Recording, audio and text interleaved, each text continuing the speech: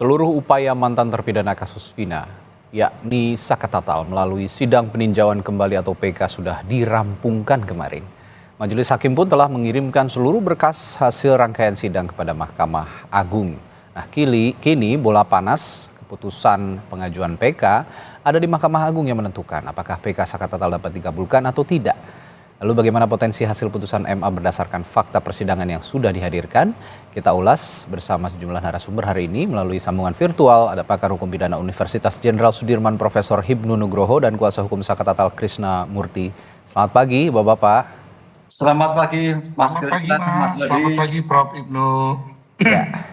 Saya ke Bung Krishna Murty terlebih dahulu. Bung Krishna, sejauh mana keyakinan Anda? Kalau kemarin saya sempat bertanya juga ke Bang Farhad, malah ditanyakan lagi, masih yakin bahwa ini peristiwa pembunuhan, kata Bang Farhad begitu. Nah, kalau melihat posisi fakta-fakta yang sudah tersaji di persidangan, memang sepertinya menganulir semua anggapan atau tudingan, bahkan juga dakwaan pada saat 2017 lalu bahwa ini peristiwa pembunuhan. Sejauh ini bagaimana respons Anda terkait jalannya sidang?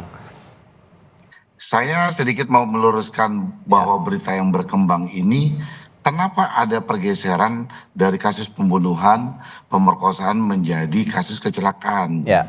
Tidak, bahwa kami tidak menggeser kasus dari pembunuhan pemerkosaan ini menjadi kecelakaan. Karena permasalahan ini 2016 sudah inkrah, lalu klien kami Saka Tatal sudah menjadi terpidana. Untuk merehabilitasi namanya, jalan satu-satunya adalah melalui upaya peninjauan kembali.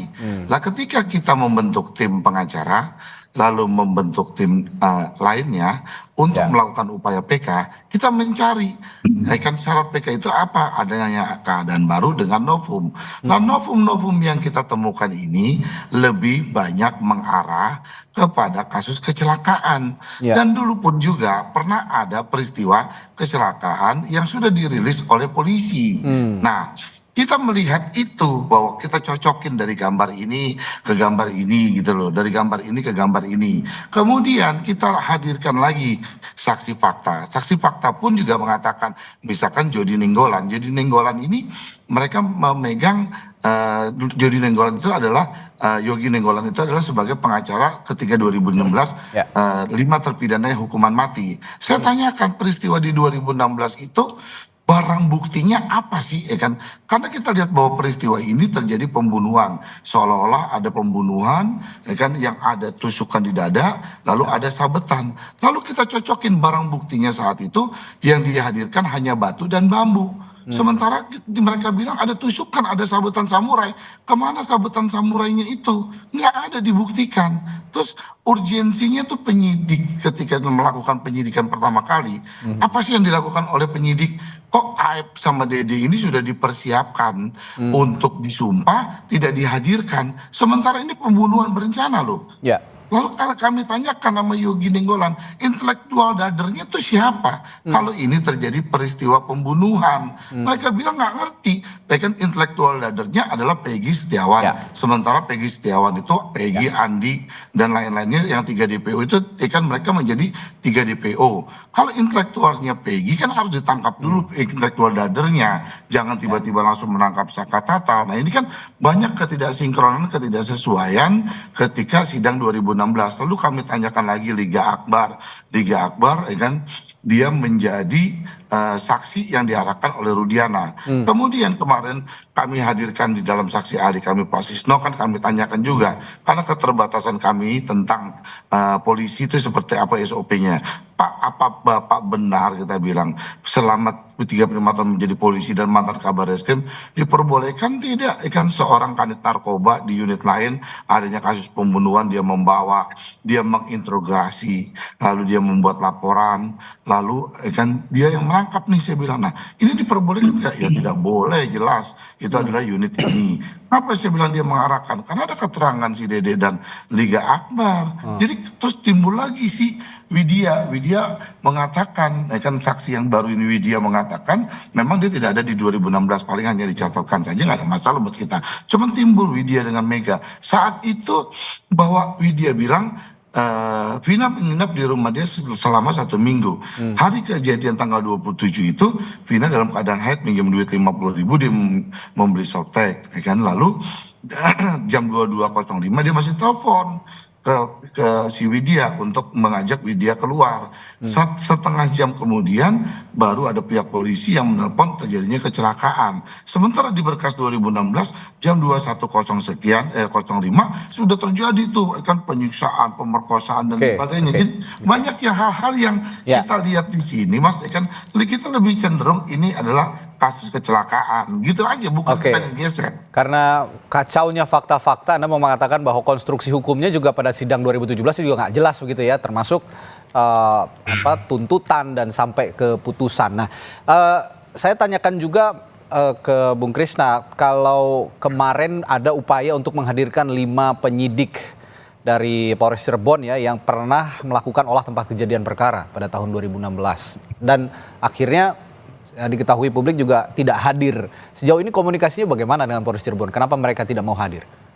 Kami tidak ada komunikasi, tapi kami bersurat. Kami bersurat, ya kami sudah bersurat akan meminta untuk dihadirkan ketika yang melakukan oleh TKP gitu loh, Mas. Biar kasus ini menjadi terang. Jadi buat ya nggak ada jawaban dari pihak sana, ya kami sifatnya hanya menunggu itu aja, Mas. Termasuk Ibtu Rudiana ya, kayaknya juga kemarin sempat diupayakan untuk dihadirkan, tapi tidak ada respons begitu ya, Bung Krisna ya? Enggak, kalau kita kepada Ibtu Rudiana kita nggak mengirim surat, cuma kita dengar dari pihak sana bahwa ada ingin datang Ibtu Rudiana untuk mengklarifikasi kejadian di 2016 yang selama ini dituduhkan oleh dia. Kita menyambut baik. Cuman sampai penutupan sidang kemarin dia juga nggak hadir.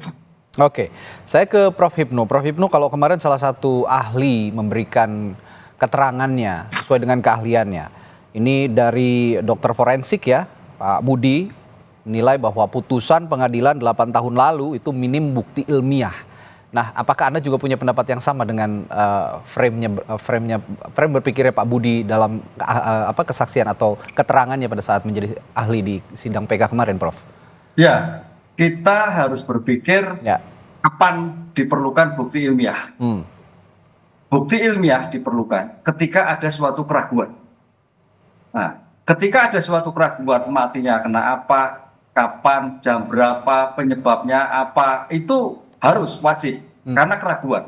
Makanya ahli itu diperlukan ketika ada keraguan. Ketika penyidik tidak ragu-ragu, meninggalnya jelas, situasi jelas, penyebab lukanya, tidak perlu. Kan itu. Karena keterangan ahli itu merupakan keterangan ahli yang bebas, yang membantu, mensupport. Ilmu forensik itu mensupport. Ketika ada suatu peristiwa, ada keraguan kematiannya, jenis lukanya, kedalaman lukanya, kemudian apa yang terjadi dalam peristiwa itu baru. Karena ahli itu keterangannya bebas, Mas. Lain dengan saksi. Kalau saksi mengikat, ahli bebas. Makanya dalam terminologi, kenapa ahli itu diperlukan? Ahli diperlukan apabila terjadi keraguan. Kenapa keraguan? Karena penyidik itu polisi, jaksa polisi, hakim polisi. Sehingga kan itu di luar bidang ilmu lain, Mas. Nah, itulah makanya diperlukan ilmu bantu. Apa? Kedokteran forensik. Siapa yang membantu? Forensik untuk memastikan kematian yang bersangkutan. Di sini harus clear. Dalam suatu alat bukti saksi ahli itu diperlukan ketika ada suatu keraguan. Ketika tidak ada keraguan, ya sudah. Pertanyaannya, apakah pada waktu itu ragu-ragu atau tidak? Ini yang harus kita lihat. Kalau ketika itu tidak ragu-ragu penyebab kematiannya dan sebagainya, ya saya kira tidak perlu. Ya, ini yang jadi sorotan juga kemarin kan banyak sekali kesaksian ya, banyak sekali kesaksian dari saksi fakta yang dihadirkan oleh pemohon.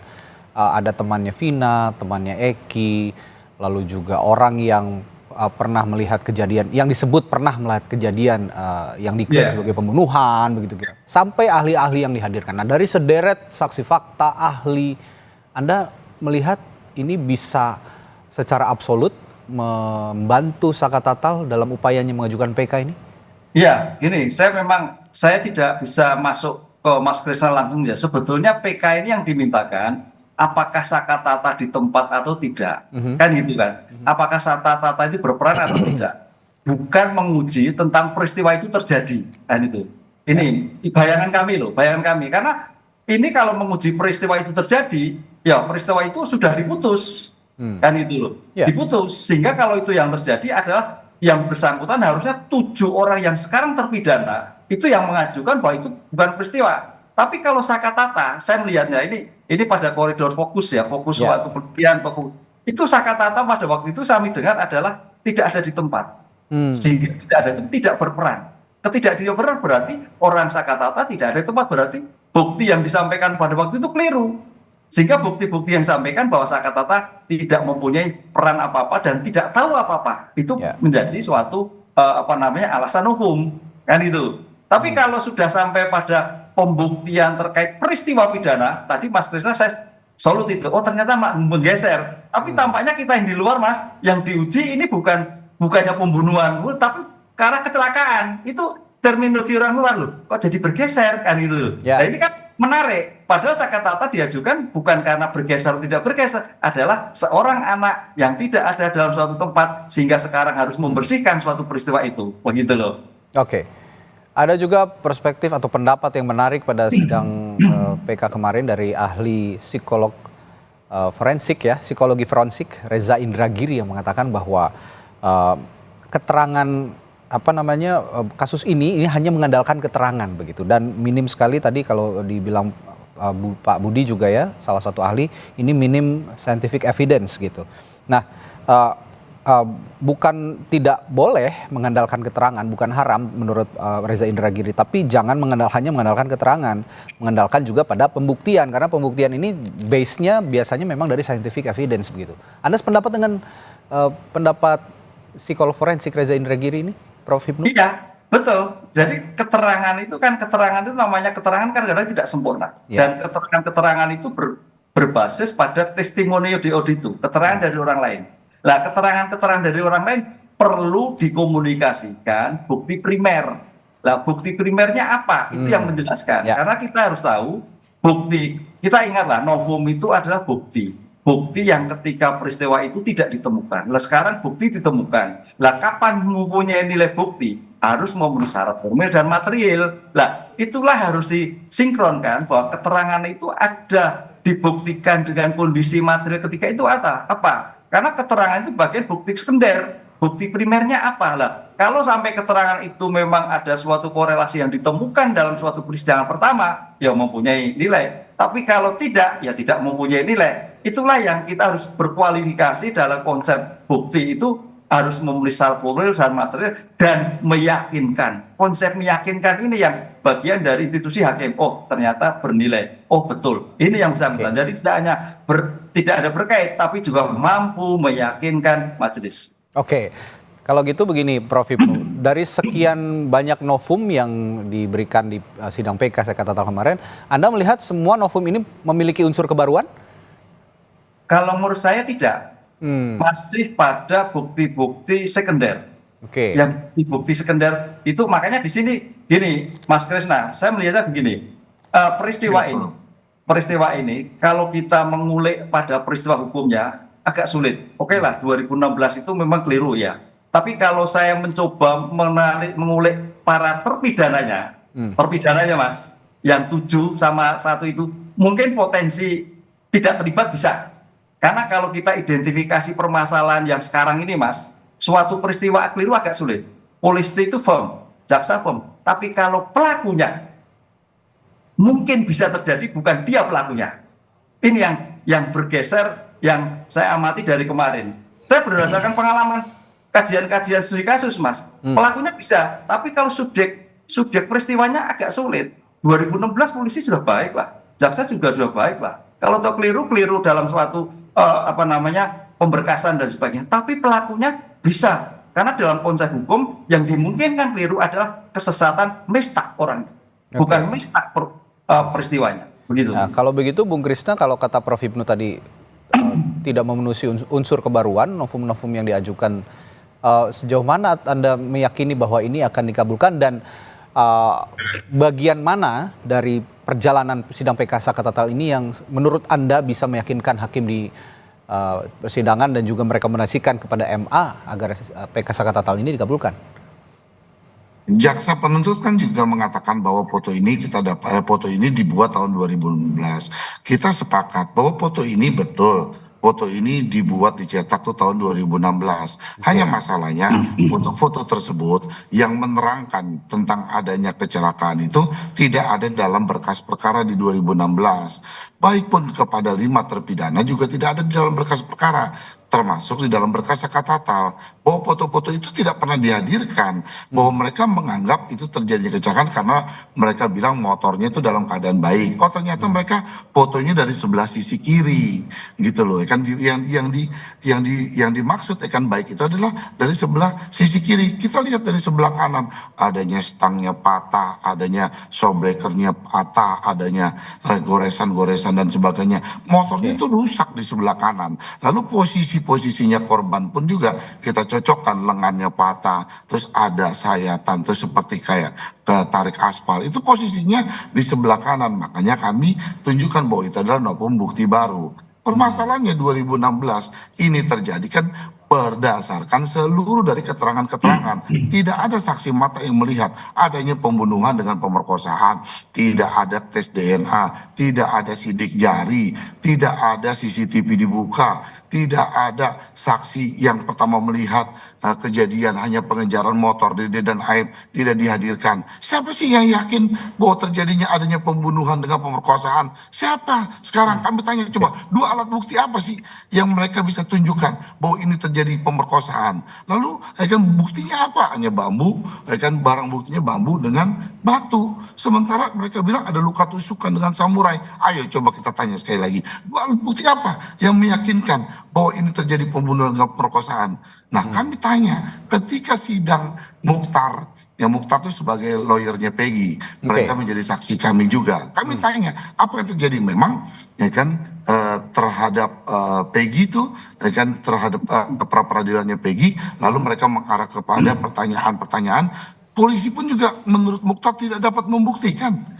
Bukti apa yang terjadi pemerkosaan dengan pembunuhan? Tidak ada bukti, kata Mukhtar, di dalam peradilannya Peggy. Jadi kami yakin bahwa ini bukti-bukti novum kami adalah kecelakaan. Jadi kami buat di dalam memori PK kami adalah terkait kecelakaan. Itu aja coba masalahnya, Mas.